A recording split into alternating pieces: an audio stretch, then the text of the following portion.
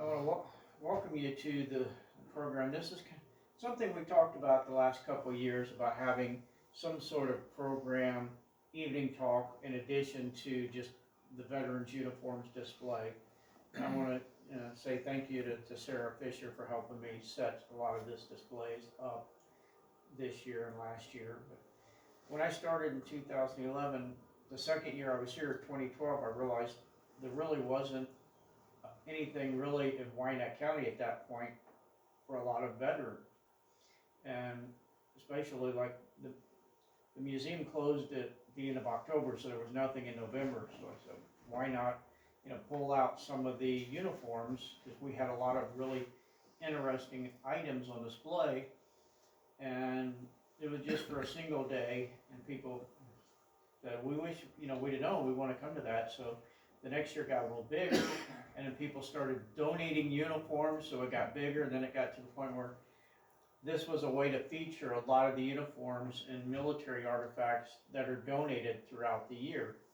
And we have a few pieces on display, such as the Navy uniforms there, that were actually donated after Veterans Day last year. So one of the things that there's a lot of stuff all around. We kind of squished everything to the side so we could set up the chairs. So tomorrow everything will be set out. You'll be able to come and see a lot more. There's artifacts throughout the first floor. But the program that I'm working on tonight, this is something I've been working on for, I don't know, if you count the Civil War stuff, I've probably been working on it for 10 years. But probably the majority of it over the course of the last 2 or 3 years, and then started out where knowing, the Vietnam, Korea War numbers, and a few of the World War I and World War II. So we thought, why not a program Bonnie and I were trying to figure out for a Thursday evening talk, and we said, well, why don't I just, look at, researching all the veterans that have lost their life while serving. And I know this is not a complete list. Even just this week, I felt like 2 more World War I and another World War II. So it's an ongoing project. So what I'm going to do is kind of briefly go through, and if you have names you want to add, just let me know. If there's you recognize the name of somebody, just you want to give more information. But I went back and started. Wyandot County established 1845, so the first one that I found was a W.L. Stearns. I've not been able to figure out what his first name is. I think it's William, but I don't want to write William until I can definitively find it. But he joined in May of 1846 with the Sandusky Rangers, shortly after there were the call for men volunteers for the Mexican-American War. Wyandot County actually raised 2 companies of 100 men, despite being only about a year old as a county. The first group of 100 was accepted. There were too many men from Wyandot County, so they didn't accept the second company of men. So a lot of those scattered out and joined other ones. But the Stearns that joined, after they left this group, the first group that was accepted was the Sandusky Rangers. They went from Upper Sandusky to Cincinnati, where they were stationed at Camp Washington. And at some point he was ill, and so within a month from enlisting in May, he had passed away in June. But I have no idea where he's buried. I don't know if he's in a cemetery in Cincinnati or in Wyandot County, but there's no grave matching his name. So he was the first one that I found from the county. Then the Civil War, Wyandot County probably had between 2,000 and 2,500 men volunteer from here that we know of. There were several full regiments that were raised in Wyandot County, and companies of Wyandot County men were in a lot of other regiments. And a lot of these participated in some of the worst battles you can imagine that you've heard of, the battles. Stones River, Gettysburg, Chickamauga. And so when a lot of the guys were killed, they were just kind of buried where they were, and they had these ramshackle markings which didn't always give the names. And so the government went, and sometimes even 10 or 15 years later, put these little wooden markers up with just their name and their company. And so you can imagine the wood markers rotted away, they split, they busted. So the government realized this wasn't going to work. So that's when they started putting up the marble monuments that we're familiar with now, the tall stone government markers with the shield. However, they didn't know that the early days that, you know, the limestone would eventually erode and they would weather away. So, but it's kind of hard to pinpoint how many guys from Wyandot County were killed in battle, because the government is really kind of confusing between who they attribute the veteran to. So there are guys that may have lived in, you know, Wyandot County, but if they enlisted in like Hancock County or Marion County, those counties got credit for them. But there's also other times where good example is David Ayers, who's a Medal of Honor recipient from Wyandot County, was actually born in Kalida in Putnam County. So even though he lived in Wyandot, he was born in Putnam, so they get credit for him. However, if you look in neighboring Hardin County, Kenton gets credit for Jacob Parrott, the first Medal of Honor recipient, who retired to Kenton after, but he was born in Fairfield County, Ohio. But Fairfield doesn't get credit for him because he lived in Hardin County after the war. So to figure out the exact numbers of, you know, how many were actually killed from Wyandot County is kind of hard to determine. And even looking at the rosters of soldiers, sometimes they'll no more information available, or they'll just have a blank after the name. So if they went missing in action, if they were maybe killed on the battlefield, but nobody was there and recorded. So there's a lot of them that there's incomplete information. So I can't say this is a definitive list, but there's roughly about 20 names on each page. And you can just go through all these. This one, Martin Diddy, I have a little mark there because as far as I can tell, he was the first one to actually lose his life in the Civil War from Wyandot County, August 6, 1861. And a lot of these companies, you know, when the call for soldiers came in April, a lot of them joined up for the 100 days. And Martin was one of them that did, and he died of disease down in training in southern Ohio. And throughout these names, there are men that, while more of them primarily served in the regiments from Wyandot County, there were also in other areas. But you also see guys that left Ohio, and they'd be listed with like the Illinois sharpshooters, or they would join an Iowa regiment or a Michigan regiment.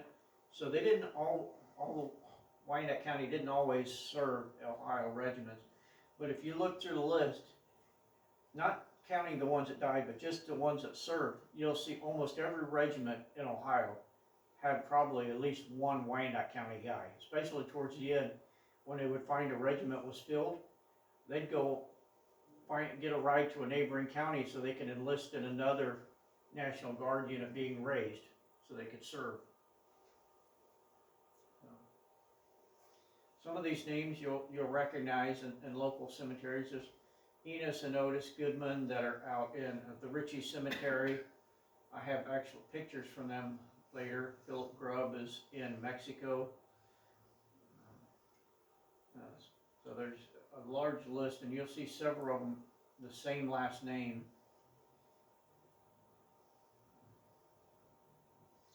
The Leith brothers here. Two of them were Ohio regiments, and the other was served in Illinois. But the Grand Army of the Republic post in Nevada was named after the Leith brothers.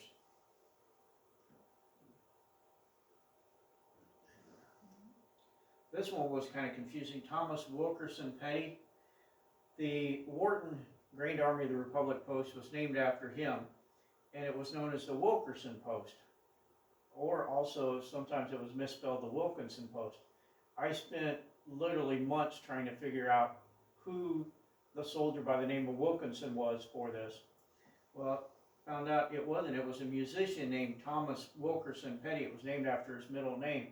I guess they didn't want to be known as the Petty Post. Go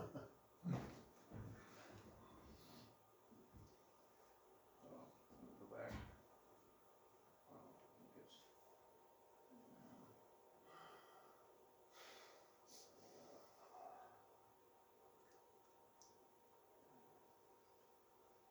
There's Henry Jacqueith. He was the namesake of the Sycamore Post.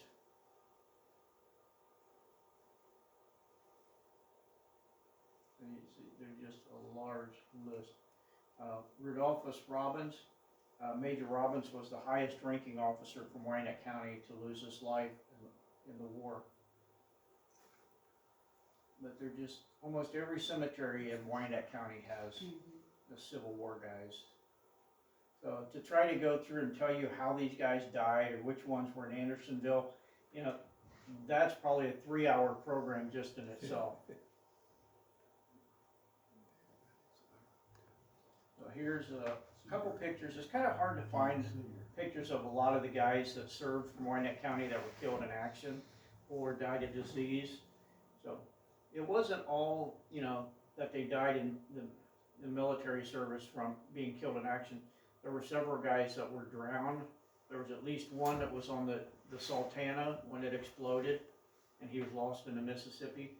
But probably the majority of them either died of disease or in the prison camps. They were at Andersonville, Libby, other prison camps down in South Carolina, and down in different ones in Georgia. So this is a picture of Enos Goodman and his brother Erastus. The two of these, the Goodman brothers, were actually lost their life at the Battle of Stones River in Tennessee in December 31st, 1862.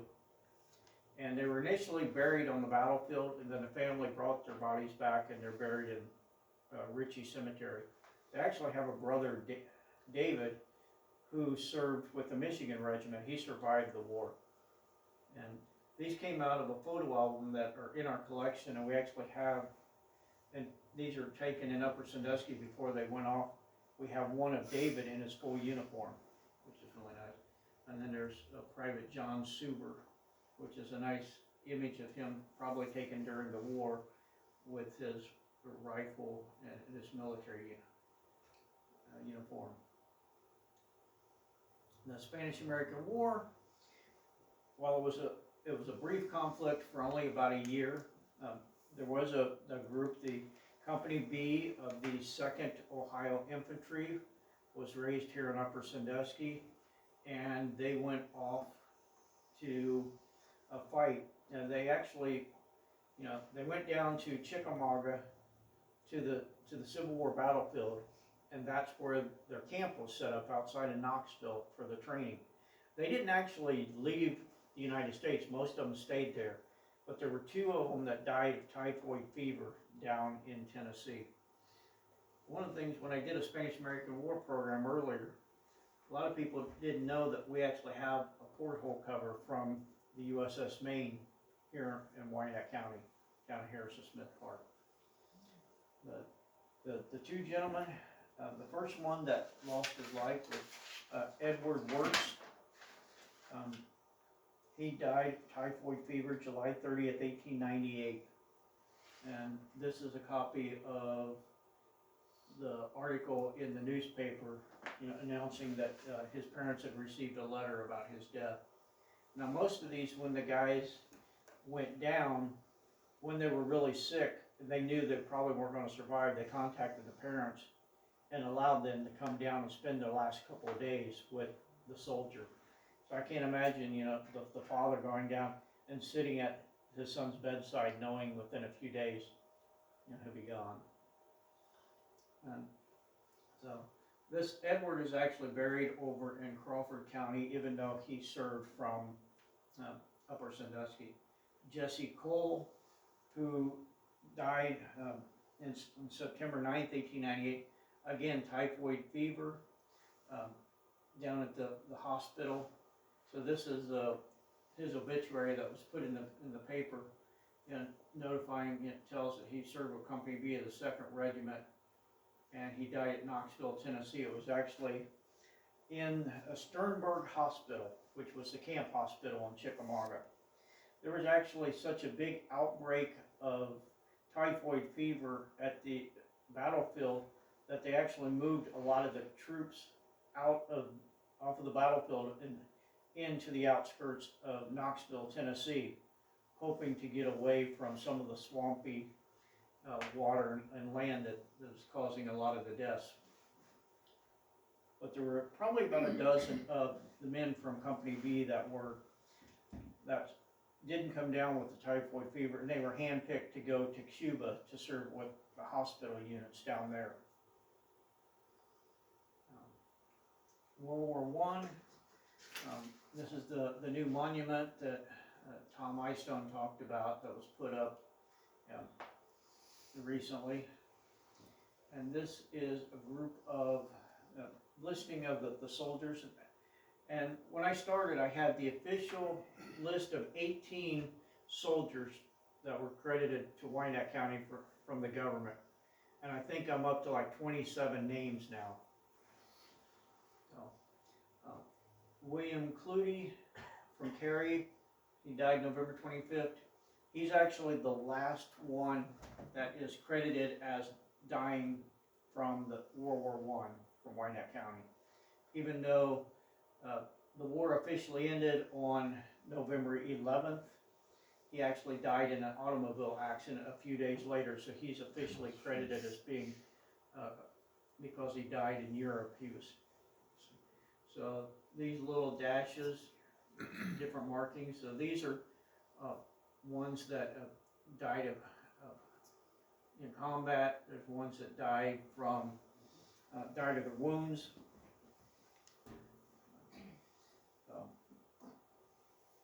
Homer Samet from Upper Sandusky died March 11th, 1918. He's actually the first one that from Wyandot County that lost his life. He died of disease. He was actually stationed at Camp Meade in Maryland, and they said he came down initially from the measles, and then it mushroomed into pneumonia and then influenza, and they realized he was not going to make it, so they contacted his father to come to Maryland and New Jersey, where he was at, to come and be at his bedside. He's actually buried down outside of Marseilles. Ron? Yeah. I've heard from one of Mr. Samet's present relatives, Yeah. that when Mr. Samet's father visited him, he was, of course, very, very, very ill, and literally begged his father to gather him up and bring him home. Right.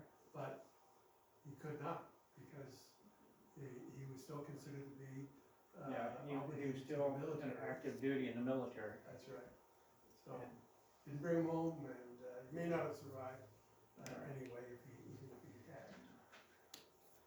There are a few other interesting stories that I found. Lloyd Lowmaster, even though he served with the field artillery, he was missing in action, lost at sea, because he was aboard the USS Ticonderoga when it went down.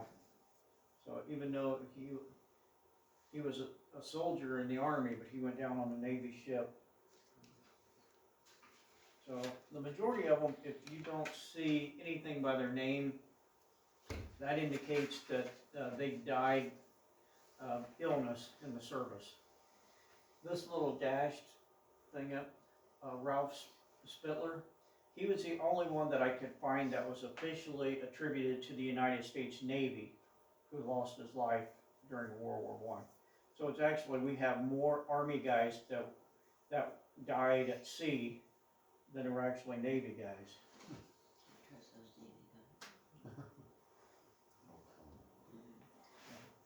One that I found was a kind of a sad story, was Edward Swartz. down here from Nevada. He was actually down in training in Alabama, and as part of their training, they went swimming in the Tallapoosa River down there. I probably mispronounced the name, but he said he cramped up, and before anybody could get to him, he drowned in the river. And it took them several days to find his body to be able to send it back to the family. There was another one, and I'm not going to point out which one he is, but in reading the death certificate for one of them who was down at Camp Sherman, his official cause of death on his death certificate is acute alcoholism. He went down there to Camp Sherman and in 2 months literally drank himself to death because apparently he didn't want to be in the service. He was drafted and he just, so there's several of them that, influenza was a big one that killed a lot of them. You also see several of them died of pneumonia. So I have a list here. Yes. My father was in the Navy in World War I. He had influenza and thought he was almost dying. They got a really bad nosebleed, and after that he got well. Okay. That's just a side story for you. Okay. Yeah, a lady called today that her husband's grandfather had served, and so they wanted me to know, information about his service and for this. And so it's great to be able to kind of add some of these stories to these. But most of these, when I started this project, I had a list. This is basically all I had, was their name, the town that they were attributed to, and when they died. And the list, all it had was the little mark to tell me whether they died in an accident, or they died of their wounds, or they died of disease. But I didn't know any more, so that's when I started researching. And so if anybody's interested, I have, a list here with some of their information about them. There's also a list on the back table of the ones that I know of, that if somebody looks on it and they know that they had a family member that passed away, or they know somebody that died during the war that's not on my list, we'll be sure to add them. One that was not on the official list that I was given was Earl Green over in Cary, that the American Legion was named for. And it said he died November 1st, 1918, but it wasn't on the official list. So the list that I gave you, Tom, for your program, he was not on there. There's 2 or 3 names on here that I found since you did your program that are attributed to Wyandot County.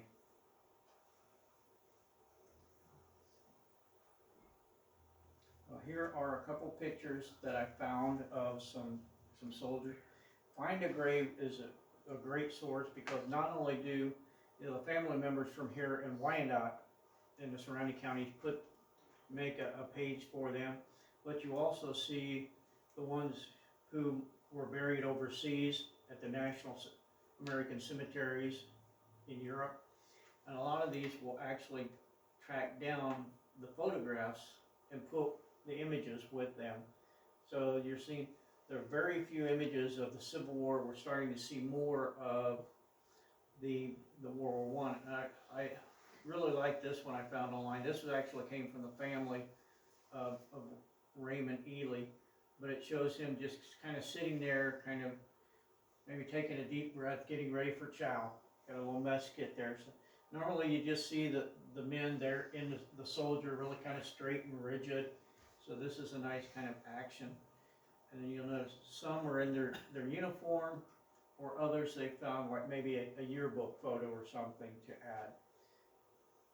So these are actually James Bear and Stanley Oben are buried in Europe, but they also, on their parents' headstones here in the U.S. in Wyandot County, they list them. The World War II monument out of Bicentennial Park. When you look on it, it says there was a little over 2,100 soldiers and sailors, Marines that we know of from Wyandot County that served. And their number was 60 that they had on there that at the time. I've come up with about 67 names, a few more, but it's also kind of confusing because there's a couple on there that are technically, they say they're Wyandot County, but like they're from Lamert or Milan, or Macomb, Hancock County, some of the others, but so it depends on which source that you go to as to who they attribute them. So, one of the things that I did, again, I just have a list of names, but not a lot of information about them.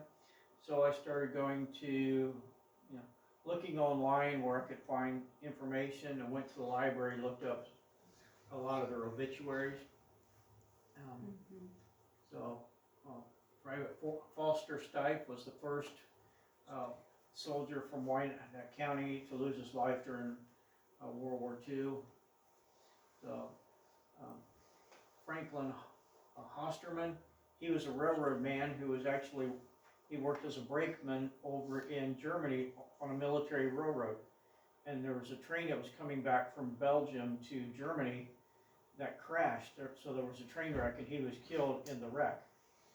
But initially, when you looked at the government list, it said died of non-battle injuries in Sycamore, Ohio.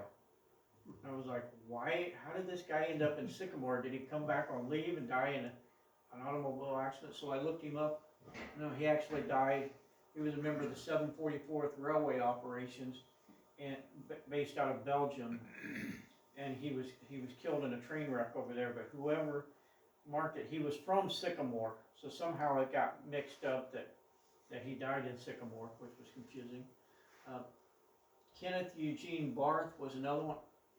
All I had on his headstone was the year that he was born and he died, so trying to find out more information about him, because he died in the sinking of the USS Pringle. The ship went down with all hands on deck. He was a ship's cook, and so when I was looking, I actually looked over at the library in their index of obituaries, and he actually had 2 obituaries, one in 1945 and one in 1948. And so this is his 1948 obituary. Like several members, I noticed from about 46 to about 4950, anybody that wanted, the government would take a soldier that was buried in France or Germany, and they would ship their bodies back to the U.S. And so a lot of them, even though Francis Hetzel was buried in France, he was eventually, a couple years later, 1949, brought back and buried in Wyandot County. What makes it confusing, because when you go and find a grave, it says he's buried in France, and the one in Wyandot is a cenotaph, or means, it's a marker without a burial. But then I actually found there were at least 6 soldiers that were killed, that they were brought back and buried in Wyandot County after the war. But several of them, like Kenneth Barth, that were lost at sea, they were never able to find the bodies, so they just had memorial services after the war. But this is a great obituary that lists his entire military service. They initially didn't release any information when the ship went down. Later, they sent a whole detailed list of what happened to his mother, and she had all of this published in the newspaper as a memorial to him. But it was, again, after the war when they released the information. So this is the first of a few pages of the World War II deaths. The first one I have up here is actually after the war, in 46, but the government credits him as a World War II veteran, because he was actually in active service, and there was a amphibious plane doing training off the coast of Oahu, Hawaii, that went down with every man on board lost at sea. So even though it was after the war, they still credit him as a World War II death, because it was in continued training in Hawaii. Here again is the Kenneth Barth that I mentioned before.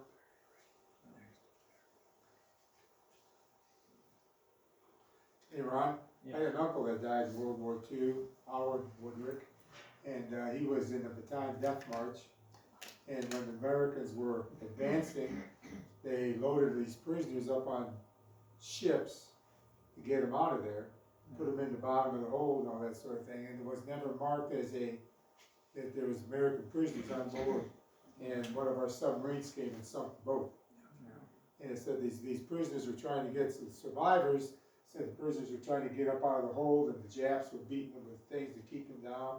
And the ones that actually got in the water, they were trying to, the Jap ships were around there, and they were trying to get onto whatever they could, and the Japs were beating them back with their rifles and killing them or shooting them or whatever in the water. So, Yeah, I mean, some of the stories you hear that came out of the war was just, it was horrible. yeah, he's in the sea someplace over there. Kind of going through some of my information. Go back one. This is John Michael Black, and he was killed in the Battle of Munda in the Solomon Islands. So he was in the Pacific. A couple of them that I had trouble trying to track down is the Franklin Cheesebro, and then the Cletus Corbin, who was actually, there were a couple of them like Albert Conley that were actually born in Kentucky, but Cletus was from the Wharton area, so we got credit for him. But there's some that were born outside of the area. John Fitch Byers is up here, and just quickly it said he was killed in action when the plane he was in was damaged by flak, and said the plane lost control and collided with another plane, and third propeller cut off the nose of the first plane that he was on board, causing it to crash near Bonn, Germany. Apparently, John Byers, along with several others, were able to parachute out and landed safely. And they said it's unclear, but shortly after they landed, they don't know if it was German prisoners, but by most accounts, it was actually German civilians actually came out of their houses and shot the American pilots, the American flyers, when they landed. But again, this was actually towards the end of the war when he was killed. This is a couple other ones. Some of these, like Ralph Durr, a couple others, a lot of them were killed. You'll find that Alsace, Lorraine, a lot of guys from Wyandot County were killed in the Alsace area. This one was James Paul Graham.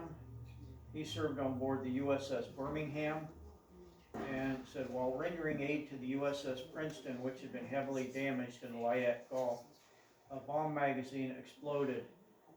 So they pulled alongside. When the Princeton exploded, the Birmingham was caught in the blast, and both ships sunk. Roger Greeno, he actually died in Iran. He was working with a railway company, moving items through the Middle East.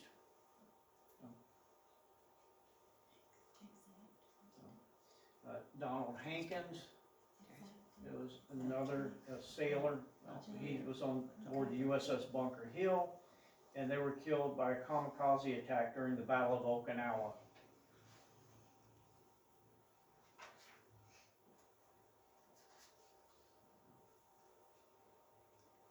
Clarence Houston was another one. He was killed with small arms fire during an attack on Sessenheim, France. Frederick Kagi, he was another Army soldier. He was with the Coast Artillery Corps, and he was lost at sea when the U.S. Dorchester was blown up in the North Atlantic.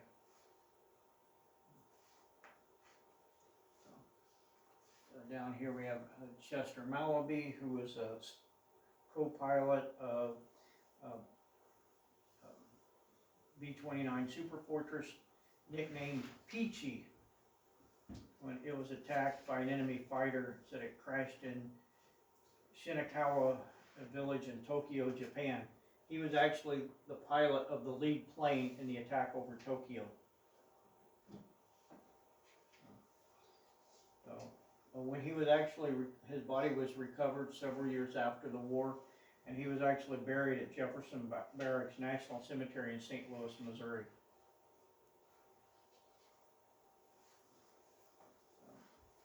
This is similar to what Woody was talking about, that Richard McKinnon, up here from Cary. He was a pharmacist mate in the U.S. He said he was declared dead while missing in action. He was a POW aboard the Erison Maru, a Japanese prisoner of war ship in the Philippines. That he was believed to be tossed overboard on the ship, and that he had arrived in Shanghai, China in September 41, was there until the evacuation order came in November of 41. Then in May of 42, he was captured. He was a POW until he was put on the prisoner of war ship before he died. Donald Nye was another. He was a gunner on a bomb squadron, the U.S. Army Air Forces.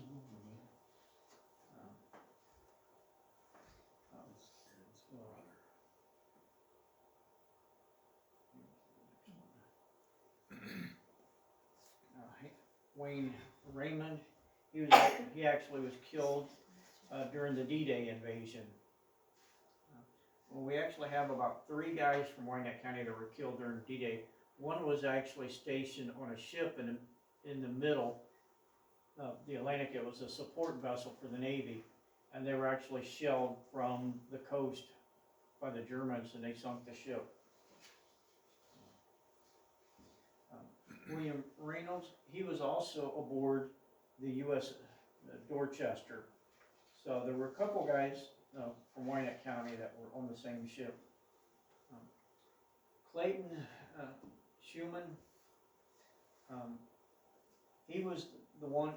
He was the soldier that his death was the last one directly attributed to the war.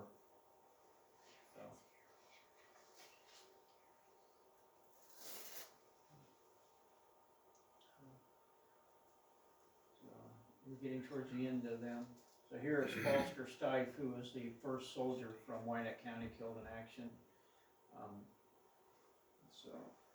William Spackey was a first lieutenant with the 379th Bomb Squadron. Their plane crashed in the Mediterranean Sea.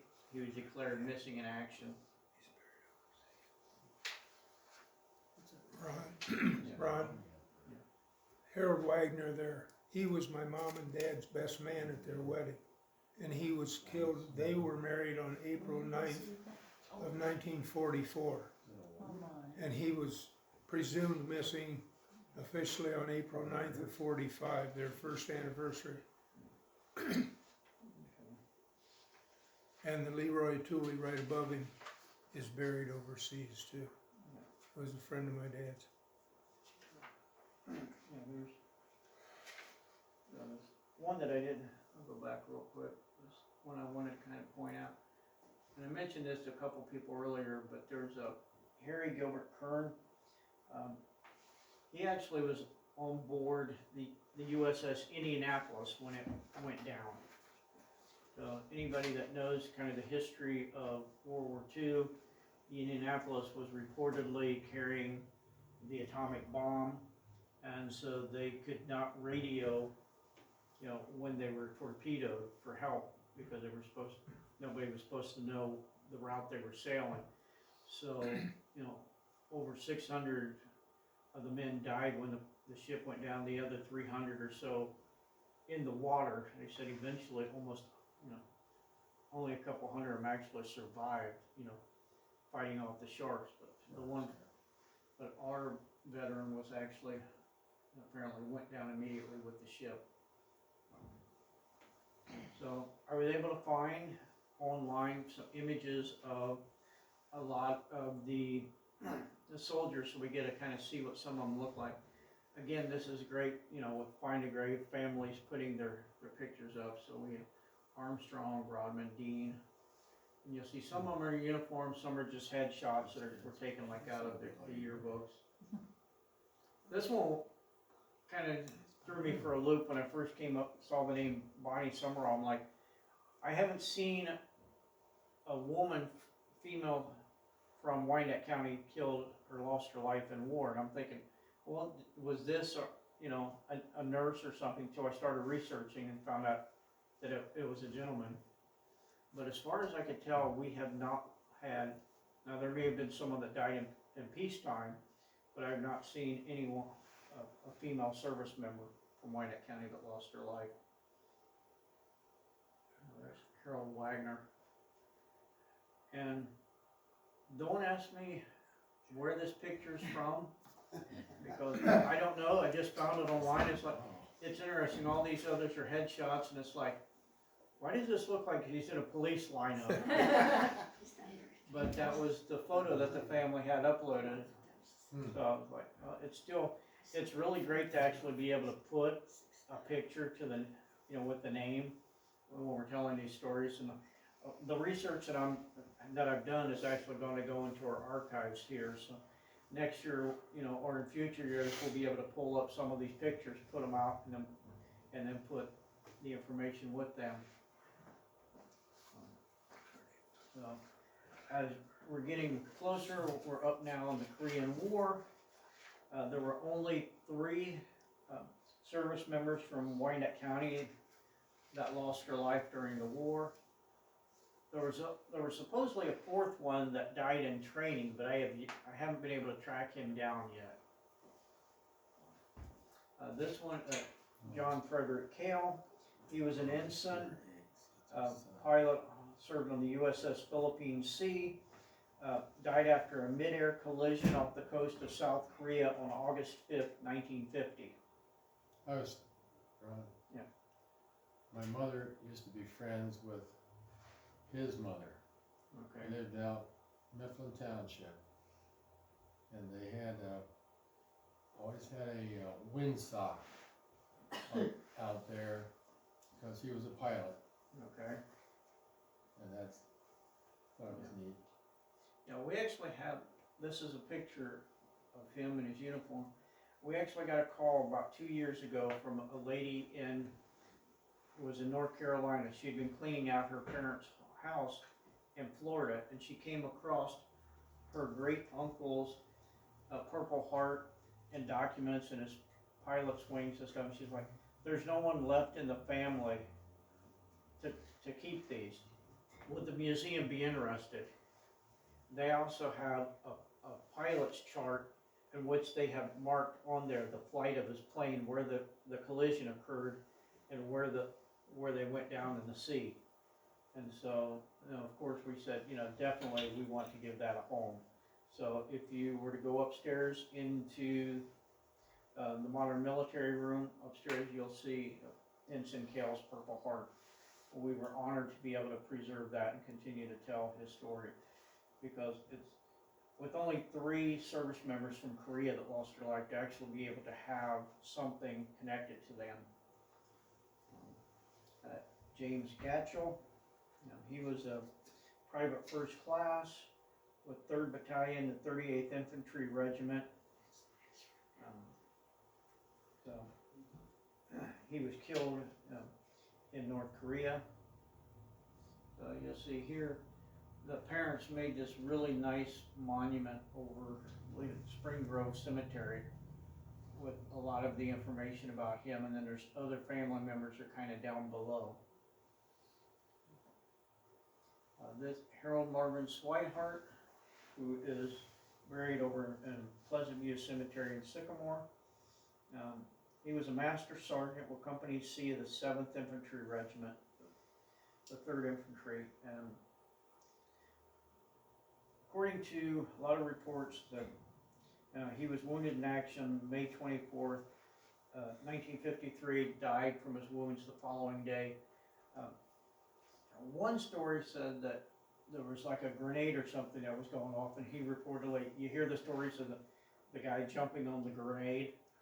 He supposedly was one of these men that did that, and because he saved so many, that his executive officer, Edward McLaughlin, every day for the rest of his life, he said a little prayer thanking Sergeant Swihart. And he even put on the 40th anniversary of his death, he put this article in the announcement in the Marion paper, because he remembered his sacrifice every day for the rest of his life.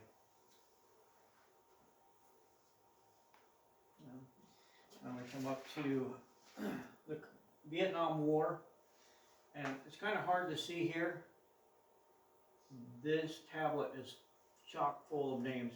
Tom, do you know approximately how many names are on that list? In between, the in-country and in-service. Yeah, just total that served the Vietnam era that are on this. 400. Okay.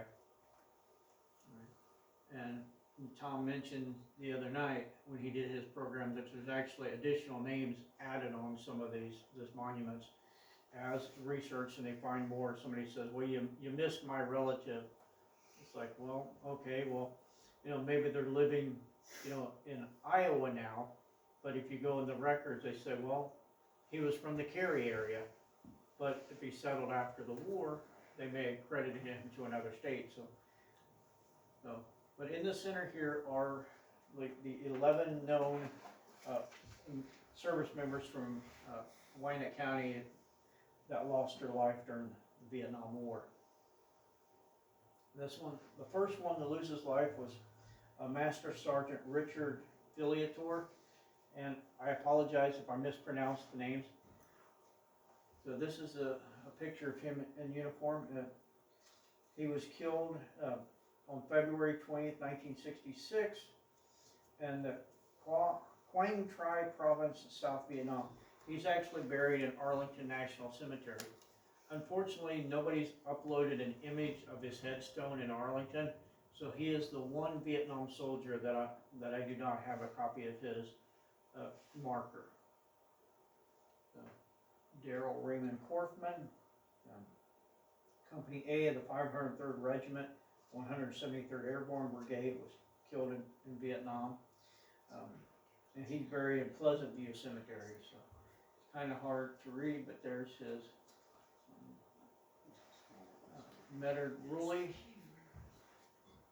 He was first lieutenant with the Rotary Wing Aviation Unit Commander, B Troop 1st Squadron of the 9th Cavalry Division. He was killed small arms fire near Duc Pho in Quang Ngai Province, South Vietnam, in Oak Hill Cemetery. And again, a lot of these images are ones that people have pulled off like out of yearbooks. There are some of them.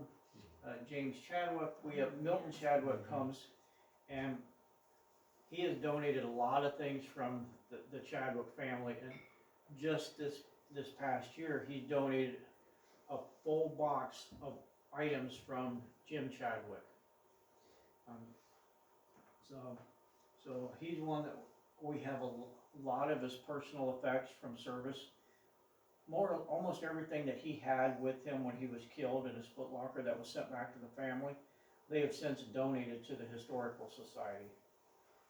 So there's a picture of him in his uniform. So he died May 5th, 1967. He was with B Company, the 1st Battalion, 9th Marines, and the 3rd Marine Division. He died from fragmentation wounds to the body from mortar fire. About 2 miles southeast of Con Thang, South Vietnam. Going back to 2 pictures back, one more. His wife taught school out at Salem, not Darrell, but Medard. His wife taught school out at Salem, out west of town here. Okay. And because he was a helicopter pilot, when he came for R&R, he came back to Hawaii.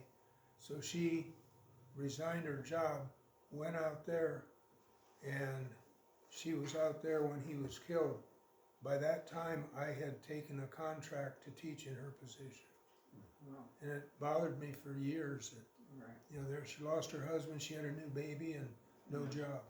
right. But- Yeah. Well, that's the thing, you know, there's so many of these Vietnam, you know, ones that I've run into people that knew them personally or know their families, so it's, you know, collecting these different stories, being able to tell more, because the worst thing to do is to forget their sacrifice, and so that's kind of what we're doing tonight, is remembering. So, yeah, so, Nelson Spitler was a seaman, served aboard the USS Forrestal with the 7th Fleet. He was lost at sea. Said he was one of 18 sailors killed during the explosion aboard the USS Forrestal in the Gulf of Tonkin. So it exploded July 29th, 1967. So again, like a lot of the others, there is the big family monument. They put the marker up, kind of dedicated to him, with talking about being, you know, dying aboard the Forrestal. Like a lot of them that died in the Navy when the ships went down, the body was never recovered. So the only place they have to honor him is on the family marker. And then there's other family members kind of down below. But you can see him, you know, in his high school yearbook, and then it's interesting that the picture of him as a sailor uniform is not much different. They all kind of, I don't know why, when you look at them, they all kind of look the same way, you know, when they take their pictures.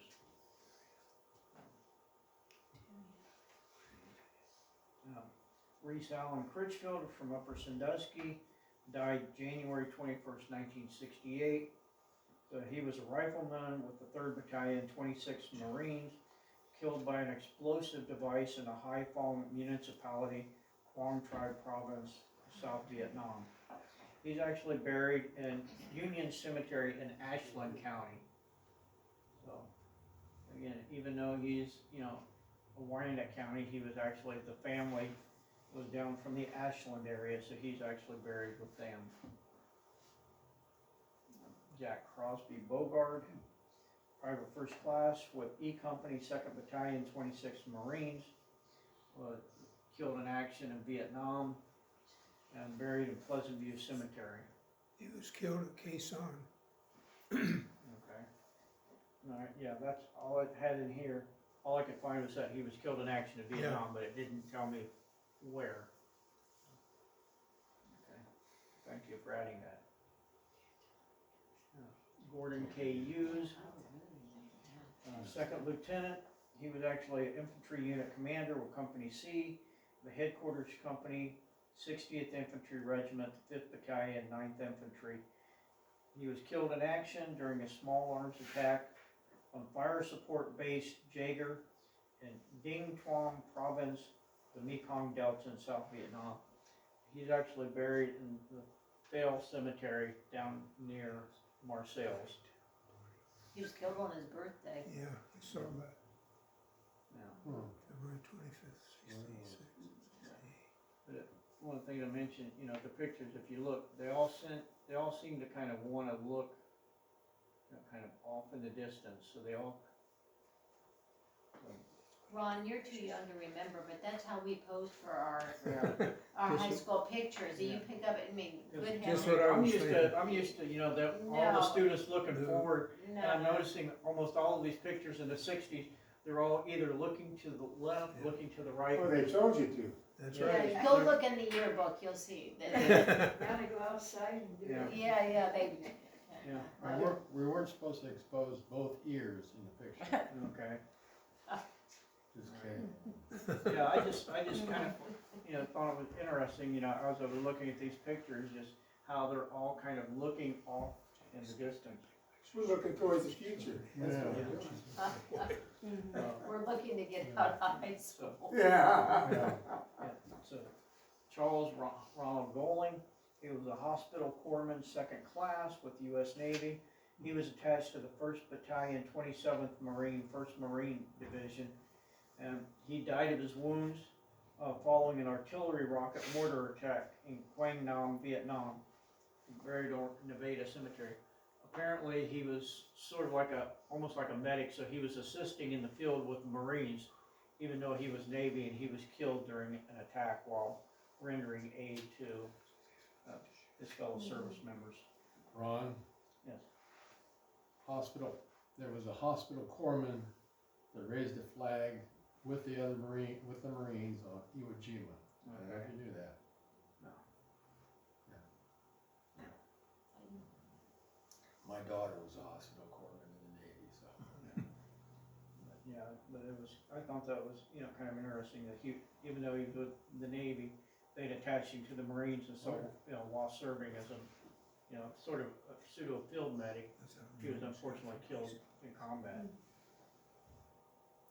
But I'm sure that, he probably felt the sacrifice of, being there to protect and save the lives that he could was worth it. So, there's James Allen Long, who was a specialist, 4th grade, Company D of the 2nd Infantry Regiment, 1st Battalion, 1st Infantry Division. Just like I was also served with the 1st Infantry Division.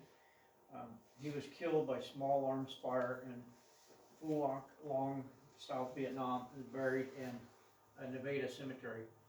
About a year ago, when I was out at the cemetery taking photographs, I actually came across his brother-in-law, and we got to talking about James Long and his service, and they have his uniform from his military service, and they were debating about donating that to the society. So it's just making these contacts with the public that hopefully, we get some more of these personal effects. So, we just don't show a picture, we actually are able to, have some physical items with them.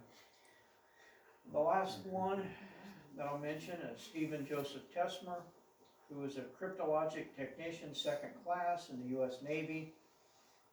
He was lost at sea, presumed dead on May 2nd, 1967. He was aboard a surveillance aircraft that was shot down by North Korea over the Sea of Japan. The plane was flying from Tsugi Naval Air Station, Japan, to Osan Air Base in South Korea. All 31 members of the crew were killed, reported missing.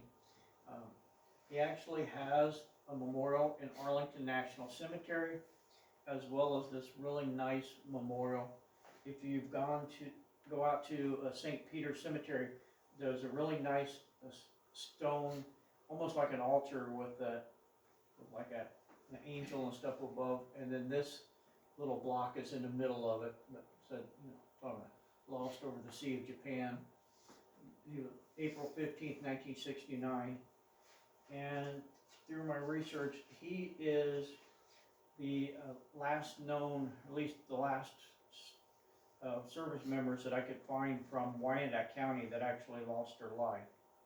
So, we've been lucky as a county for over 50 years, and I'm not sure, there may be 1 or 2 that died during peacetime, but, throughout Desert Shield, Desert Storm, Operation Iraqi Freedom, Operation Enduring Freedom, Bosnia, all these other, Somalia, there appear to be no service members from Wyandot County that lost their life after all that.